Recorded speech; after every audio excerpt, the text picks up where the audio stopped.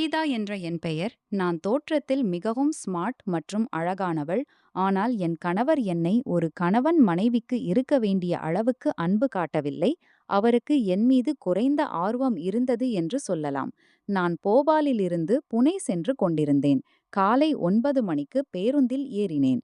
போபாலிலிருந்து புனே செல்ல சுமார் 15 மணி நேரம் ஆகும். ரயிலில் பயணம் செய்வதை நான் முற்றிலும் விரும்புவதில்லை. அதனால் எப்போதும் பேருந்திலேயே செல்ல முடிவு செய்கிறேன். போபால் பேருந்து நிலையத்திலிருந்து பேருந்தில் அமர்ந்தபோது அங்கு அதிக கூட்டம் இல்லை. எனக்கு ஜன்னல் அருகே இருக்கை கிடைத்தது. நான் வசதியாக அமர்ந்து கொண்டேன். ஆனால் என் மனதில் ஒரு பெரிய கவலை இருந்தது. என் கணவருக்கு சில வருடங்களுக்கு முன்பு போபாலில் இடமாற்றம் கிடைத்த பிறகு அவர் அங்கேயே வசிக்கத் தொடங்கினார். அவர் முதலில் சாமான்களுடன் போபாலுக்குச் சென்றபோது நான் அவருடன் வரச் சொன்னேன். ஆனால் அவர் என்னிடம், சங்கீதா, கவலைப்படாதே. சில மாதங்களில் நான் அங்கே செட்டில் ஆகிவிடுவேன். பிறகு உன்னை அழைத்துச் செல்கிறேன் என்று சமாதானப்படுத்தினார். ஆனால் அவர் என்னை ஒருபோதும் அழைத்துச் செல்லவில்லை. நான் பலமுறை அவருக்கு விளக்கினேன். நான் இங்கே தனியாக இருக்க முடியாது. நாம் கணவன் மனைவி, தனியாக வாழ்வது சரியல்ல. ஆனால் அவர் என் வார்த்தைகளை கேட்கத் தயாராக இல்லை. அவர் போபாலுக்குச் சென்ற பிறகு அவரது நடத்தை மெல்ல மெல்ல மாறத் தொடங்கியது. ஆரம்பத்தில் வாரத்திற்கு 1-2 முறை எனக்கு ஃபோன் செய்தார். பிறகு மாதத்திற்கு ஒரு முறை. இப்போது 4-5 மாதங்களுக்கு ஒரு முறைதான் ஃபோன் செய்யத் தொடங்கினார். பிறகு ஒரு உறவினர் மூலம் எனக்கு அதிர்ச்சியான செய்தி கிடைத்தது. போபாலில் என் கணவர் இன்னொரு பெண்ணை திருமணம் செய்து கொண்டு அவளுடன் வாழ்ந்து வருகிறார் என்று. இதை கேட்டதும் எனக்கு மிகவும் மோசமாகவும் கோபமாகவும் இருந்தது. அதனால் உண்மையை அறிய போபாலுக்கு செல்ல முடிவு செய்தேன். போபால் சென்ற பிறகு நான் ரகசியமாக விசாரித்தேன். நான் கேட்டது உண்மை என்று தெரிந்தது. என் கணவர் உண்மையிலேயே இன்னொரு பெண்ணுடன் வாழ்ந்து வருகிறார். அவர்களுக்கு ஒரு குழந்தையும் பிறந்திருந்தது. இதையெல்லாம் நான் தொலைவிலிருந்தே பார்த்தேன். அவரை சந்திக்கவோ பேசவோ எனக்கு விருப்பம் இல்லை. ஏனென்றால் அவரை சந்தித்தால் எதுவும் நடக்காது என்று தோன்றியது. நான் மிகவும் ஏமாற்றமடைந்தேன். கடந்த சில வருடங்களாக நான் அவர் மீது எவ்வளவு நம்பிக்கை வைத்திருந்தேன். அவரது நினைவுகளிலேயே என் வாழ்க்கையை கழித்திருந்தேன். ஒரு நாள் அவர் என்னை அழைத்துச் செல்வார் என்ற நம்பிக்கையில் எத்தனை வருடங்கள் கழித்தேன். ஆனால் அவர் எனக்கு கொடுத்த துரோகத்தை பார்த்து என் இதயத்தில் பெரிய அதிர்ச்சி ஏற்பட்டது. நான் என் இருக்கையில் தனியாக அமர்ந்திருந்தேன். என் இருக்கை இருவருக்கானது. ஆனால் பேருந்தில் போதுமான இடம் இருந்ததால் சிறிது நேரம் என் இருக்கை காலியாக இருந்தது. அடுத்த நிலையத்தில் பேருந்து நின்றது. சிலர் ஏறினார்கள். அவர்களில் ஒரு ஆண் என் அருகில் வந்து அமர்ந்தார். பேருந்தில் அமர்ந்து நிறைய நேரம் கழிந்திருந்தது. எனக்கு சோர்வு ஏற்படத் தொடங்கியது. மதியம் 3 மணி ஆகியிருக்கும். எனக்கு தாகமும் ஏற்பட்டிருந்தது. அதனால் என் பையிலிருந்து தண்ணீர் பாட்டிலை எடுத்தேன். ஆனால் பாட்டிலில் தண்ணீர் தீர்ந்து விட்டிருந்தது. நான் பாட்டிலை மீண்டும் வைக்கும்போது என் அருகில் அமர்ந்திருந்த அந்த ஆண் எனக்கு தண்ணீர் தேவை என்பதை பார்த்தார். அவர், மேடம், உங்களுக்கு தண்ணீர் வேண்டுமா என்று கேட்டார். நான் ஒன்றும் சொல்லவில்லை. ஆனால் அவர் தன் பையிலிருந்து தண்ணீர் பாட்டிலை எடுத்து என் கையில் கொடுத்தார். நான் சில மூச்சு தண்ணீர் குடித்துவிட்டு பாட்டிலை அவருக்கு திருப்பிக் கொடுத்தேன். அவருக்கு நன்றி சொன்னேன். இப்போது மாலை 7 மணி ஆகியிருக்கும். பேருந்து வேகமாக சென்று கொண்டிருந்தது. நான் அவரிடம், நீங்கள் எங்கு செல்கிறீர்கள் என்று கேட்டேன். அவர், நான் புனே செல்கிறேன் என்றார். நானும் புனேதான் செல்கிறேன் என்று சொன்னதும் அவருக்கு சிறிது ஆச்சரியமும் முகத்தில் மெல்லிய புன்னகையும் தோன்றியது. அவர் போபாலில் வேலை செய்கிறார், இன்ஜினியர் என்று சொன்னார். குளிர்கால நாட்கள். மாலை ஆழமாக ஆக ஆக சுற்றுப்புறம் மிகவும் குளிராக ஆனது. நான் என் ஜன்னல் கண்ணாடியை மூடினேன். ஆனால் சில பயணிகள் ஜன்னல்களை திறந்தே வைத்திருந்ததால் குளிர்ந்த காற்று பேருந்திற்குள் வந்து கொண்டிருந்தது. எனக்கு மிகவும் குளிர் ஏற்படத் தொடங்கியது. நான் ஸ்வெட்டர் அணிந்திருந்தேன். ஆனால் அவசரத்தில் ஷால் எடுக்க மறந்துவிட்டேன். அதற்காக மிகவும் வருத்தப்பட்டேன். இப்போது இரவு 10 மணி ஆகியிருந்தது. குளிர் மிகவும் அதிகமாகிவிட்டது. பேருந்திற்குள் விளக்கும் அணைக்கப்பட்டிருந்தது. நான் குளிரால் நடுங்கிக் கொண்டிருந்தேன். என் அருகில் அமர்ந்திருந்த ஆண் தன் பையிலிருந்து ஒரு ஷாலை எடுத்து போர்த்தியிருந்தார். என்னை பார்த்து நான் குளிரால் அவதிப்படுகிறேன் என்பதை அவர் புரிந்து கொண்டிருக்கலாம். ஆனால் அவர் ஒன்றும் சொல்லவில்லை. நான் என்னை பற்றி எரிச்சலடைந்தேன். இவ்வளவு நீண்ட பயணத்திற்கு செல்கிறேன், ஷால் எடுக்க மறந்துவிட்டேன் என்று. இரவு சுமார் 11 மணிக்கு பேருந்து ஒரு தாபாவில் நின்றது. நான் சூடான தேநீர் குடித்து சிறிது வெப்பம் பெறலாம் என்று முடிவு செய்தேன். தேநீர் வாங்கும்போது அந்த ஆணும் கீழே இறங்கினார். அவர் என்னை பார்த்தார். நான் சிரித்துக்கொண்டே அவரிடம் சென்று, நீங்களும் வாருங்கள் என்று கேட்டேன். அவர் சரி என்றார். நான் அவருக்கும் தேநீர் ஆர்டர் செய்தேன். நாங்கள் இருவரும் சேர்ந்து தேநீர் குடித்தோம். சிறிது உரையாடலும் நடந்தது. தேநீர் குடித்த பிறகு மீண்டும் பேருந்தில் அமர்ந்தோம். வாகனம் மீண்டும் ஓடத் தொடங்கியது. இப்போது இரவு 12 மணி ஆகியிருந்தது. குளிர் இன்னும் அதிகமாகிவிட்டது. எனக்கு மீண்டும் முன்பு போல குளிர் ஏற்படத் தொடங்கியது. அந்த ஆண், மேடம், உங்களுக்கு எந்த ஆட்சேபனையும் இல்லையென்றால் நான் என் ஷாலை உங்களுக்கு தரலாமா என்றார். அவர் தன் ஷாலை கழற்றி என்னிடம் நீட்டினார். நான் வாங்க மறுத்தேன். ஏனென்றால் அவருக்கும் குளிராக இருக்கும். அவருக்கு இது சரியல்ல என்று தோன்றியது. ஆனால் அவர் மிகவும் வலியுறுத்தினார். நீங்கள் எனக்கு ஷால் கொடுக்கிறீர்கள், ஆனால் உங்களுக்கும் குளிராக இருக்கும் அல்லவா என்றேன். அவர் சிரித்துக்கொண்டே, பரவாயில்லை, நான் அட்ஜஸ்ட் செய்து கொள்கிறேன் என்றார். பிறகு நான், வேண்டாம், நீங்கள் உங்களை தொந்தரவு செய்யாதீர்கள் என்றேன். சிறிது நேரம் நான் அங்கேயே குளிரால் நடுங்கிக் கொண்டிருந்தேன். அப்போது அவர், மேடம், உங்களுக்கு எந்த சிரமமும் இல்லையென்றால் நாம் இருவரும் சேர்ந்து இந்த ஷாலை பாதியாக போர்த்திக் கொள்ளலாம். அதனால் நாம் இருவரும் சிறிது குளிரிலிருந்து தப்பிக்கலாம் என்றார். நான் சிறிது யோசித்துவிட்டு சரி என்றேன். ஏனென்றால் இப்போது குளிரை தாங்குவது கடினமாகிவிட்டிருந்தது. அவர் தன் ஷாலை பாதியாக கழற்றி எனக்கு கொடுத்தார். அவர் சிறிது அருகில் வந்தார். நானும் சிறிது அவர் பக்கம் நகர்ந்தேன். நாங்கள் இருவரும் ஷாலை பாதியாக போர்த்திக் கொண்டோம். பயணம் மீண்டும் தொடங்கியது. இப்போது இரவு 1 மணி ஆகியிருந்தது. சில மணி நேரத்தில் நாங்கள் புனே சென்று விடுவோம். ஷால் காரணமாக என் குளிர் சிறிது குறைந்தது. ஆனால் நாங்கள் அவ்வளவு அருகில் இருந்ததால் அவரது உடலின் வெப்பத்தால் எனக்கு நிறைய நிம்மதி கிடைத்தது. சிறிது நேரம் அமர்ந்த பிறகு அவர் சிறிது அசௌகரியமாக உணர்ந்து, மேடம், என் கை சிறிது மரத்து போய்விட்டது என்றார். உங்களுக்கு எந்த தொல்லையும் இல்லை என்றால் நான் உங்கள் தோளில் கை வைக்கலாமா என்று கேட்டார். நான் சரி, எந்த ஆட்சேபனையும் இல்லை என்றேன். அவர் தனது இடது கையை என் தோளில் வைத்தார். நான் அவருக்கு நன்றி சொல்லி, நீங்கள் எனக்கு சால்வை கொடுத்ததில் நல்லது. இல்லை என்றால் இந்த குளிரில் எனக்கு மிகுந்த சிரமம் ஏற்பட்டிருக்கும் என்றேன். அவர் சிரித்துக்கொண்டே, அப்படி ஒன்றும் இல்லை, ஒருவருக்கொருவர் உதவுவது நம்முடைய கடமை. உதவி செய்வது எனக்கு எப்போதும் பிடிக்கும் என்றார். அவருடைய குணம் எனக்கு மிகவும் பிடித்துவிட்டது. அதனால் நான் அவரிடம், உங்கள் பெயர் என்ன என்று கேட்டேன். அவர் என் பெயர் கௌரவ் என்றார். நான் என் பெயர் சங்கீதா என்றேன். அவர் சிரித்துக்கொண்டே, நல்ல பெயர் என்றார். நான் சற்று வெட்கப்பட்டு தேங்க்யூ என்றேன். நாங்கள் மிகவும் அருகில் அமர்ந்திருந்தோம். அதனால் சுற்றி இருந்தவர்களுக்கு நாங்கள் தம்பதிகள் போல தோன்றியிருக்கலாம். கௌரவ், எனக்கு பஸ்ஸில் பயணம் செய்யும் பழக்கம் இல்லை. நான் எப்போதும் ரயிலில்தான் போவேன். ஆனால் இன்று முதல் முறையாக பஸ்ஸில் பயணம் செய்கிறேன். பஸ்ஸில் பயணம் செய்வது எனக்கு மிகவும் சலிப்பாக இருக்கிறது என்றார். நான் சிரித்துக்கொண்டே, அப்படியா, எனக்கு பஸ்ஸில் பயணம் செய்வதே மிகவும் பிடிக்கும் என்றேன். பிறகு அவர் தன் பாக்கெட்டிலிருந்து மொபைலை எடுத்து பார்த்து, இப்போது 2 மணி ஆகிவிட்டது. சிறிது நேரத்தில் பஸ் புனேவுக்கு வந்துவிடும் என்றார். அவருடைய முகத்தில் சிறிது சோர்வு தெரிந்தது. இருந்தாலும் அவர் அமைதியாகவும் மகிழ்ச்சியாகவும் இருந்தார். அவர் மொபைலில் பாடல் போட்டு ப்ளூடூத் மூலம் கேட்கத் தொடங்கினார். சிறிது நேரம் பாடல் கேட்ட பிறகு என்னை பார்த்து, சங்கீதா, பஸ்ஸின் மெல்லிய சத்தம் கேட்க கேட்க எனக்கு தூக்கம் வரத் தொடங்கிவிட்டது என்றார். அவருடைய தோளில் தலையை வைத்துக்கொண்டு எனக்கு ஒருவித பாதுகாப்பும் அமைதியும் உணர்ந்தேன். சிறிது நேரத்தில் பஸ் புனேவுக்கு வந்துவிட்டது. அவர் என்னை மென்மையாக அழைத்து எழுப்ப முயன்றார்.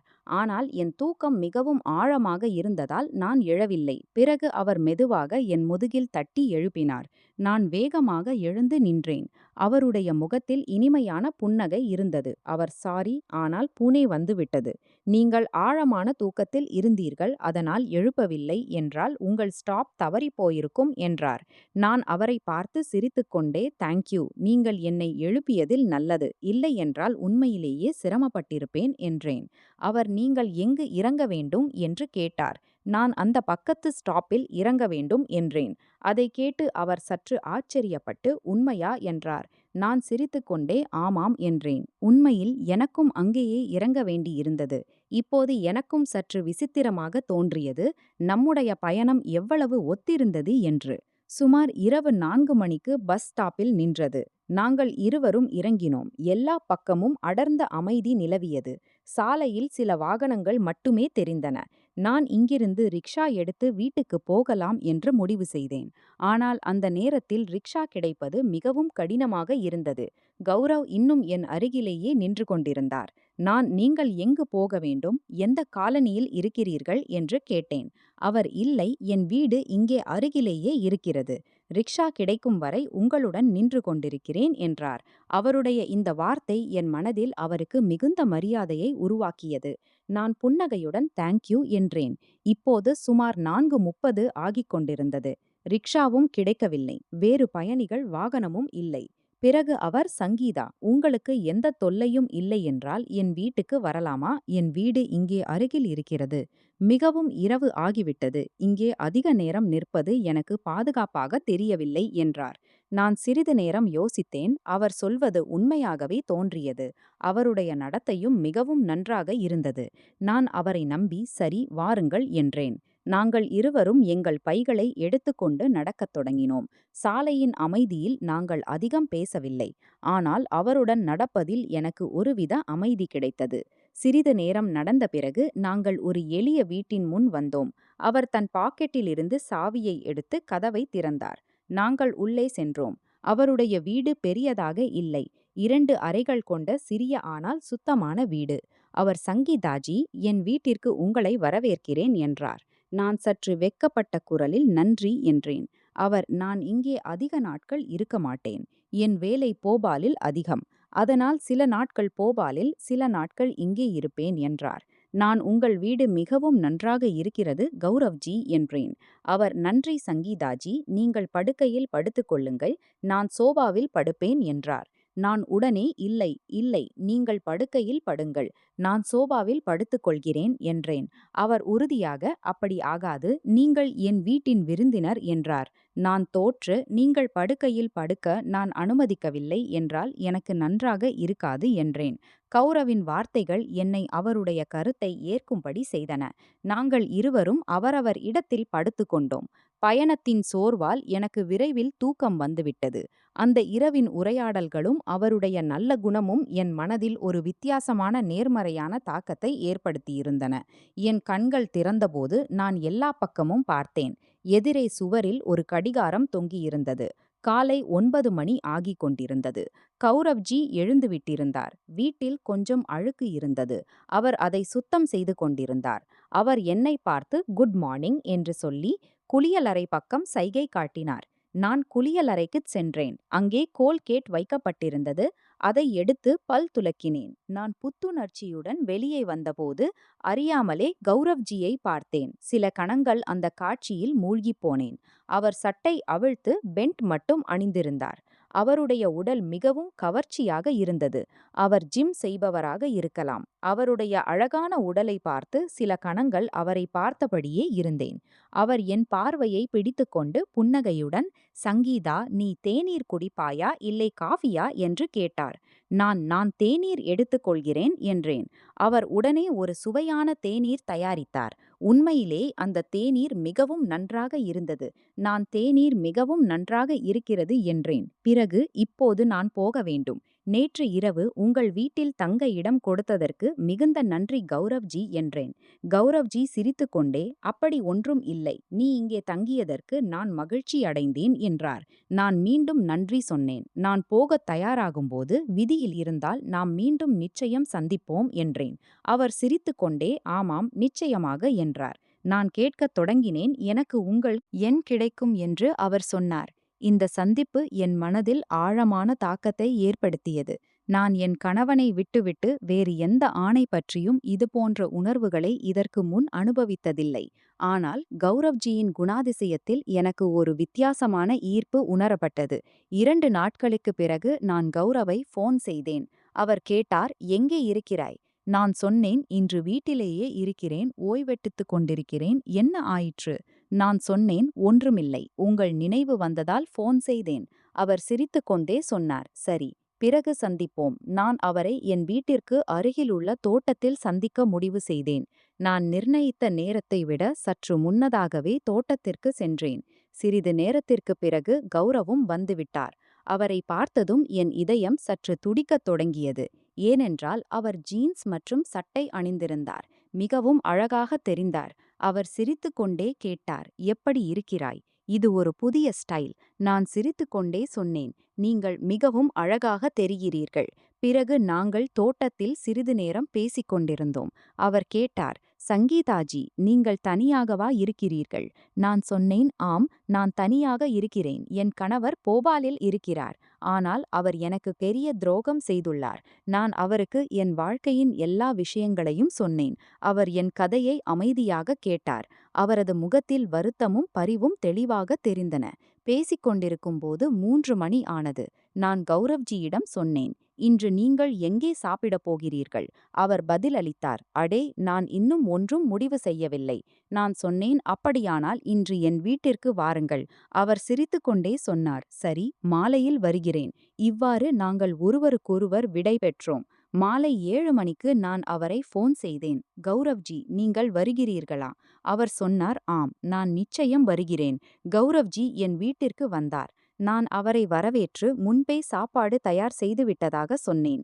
பிறகு நாங்கள் இருவரும் சேர்ந்து சாப்பிட்டோம். சாப்பிட்ட பிறகு சோபாவில் அமர்ந்து பேசத் தொடங்கினோம். திடீரென்று கௌரவ்ஜி சொன்னார், நீங்கள் இந்த சேலையில் மிகவும் அழகாக தெரிகிறீர்கள்.